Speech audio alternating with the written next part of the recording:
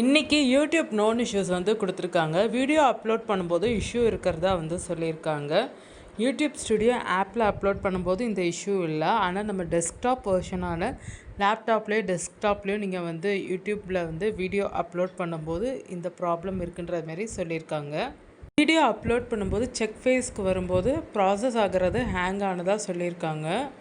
Upload பண்ணும்போது உங்களுக்கு dialogue box காமிக்கும் இல்லையா, அது வந்து கிரே அவுட் ஆனதாகவும் அன்ரெஸ்பான்சிவாக இருந்ததாகவும் சொல்லியிருக்காங்க. இது எல்லாமே டெஸ்க்டாப் வெர்ஷனில் அப்லோட் பண்ணும்போது தான் வந்து சொல்லியிருக்காங்க. ஒருவேளை டெஸ்க்டாப் வெர்ஷனில் நீங்கள் அப்லோட் பண்ணும்போது இந்த ப்ராப்ளம் உங்களுக்கு இன்னும் இருந்துச்சுன்னா யூடியூப் மொபைல் ஆப்போ இல்லாட்டி யூடியூப் ஸ்டுடியோ ஆப்லேயும் அப்லோட் பண்ணுங்கள். ஏன்னா அதில் வந்து இந்த இஷ்யூஸ் வந்து இல்லை.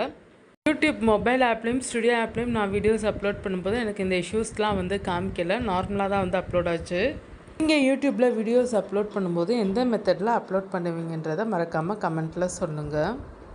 ஒருவேளை நார்மலாகவே நீங்கள் அப்லோட் பண்ணும்போது ஹேங் ஆச்சுன்னா இந்த மெத்தட் யூஸ் பண்ணுங்கள். சிஸ்டமில் அப்லோட் பண்ணும்போது உங்கள் லேப்டாப் சிஸ்டமில் கரண்ட்டாக நீங்கள் ப்ரௌசிங்கில் யூஸ் பண்ண ஹிஸ்ட்ரி எல்லாம் கிளியர் பண்ணி விடுங்க. ஒருவேளை ஸ்லோ ப்ராசஸில் நீங்கள் அப்லோட் பண்ணும்போது இருந்துச்சுன்னா எப்போவுமே உங்களுக்கு இந்த வீடியோ யூஸ்ஃபுல்லாக இருக்கும்னு நினைக்கிறேன். உங்களுக்கு இந்த வீடியோ யூஸ்ஃபுல்லாக இருந்ததுன்னா தமிழ் டெக் யூடியூப் சேனலை மறக்காமல் சப்ஸ்கிரைப் பண்ணுங்கள்.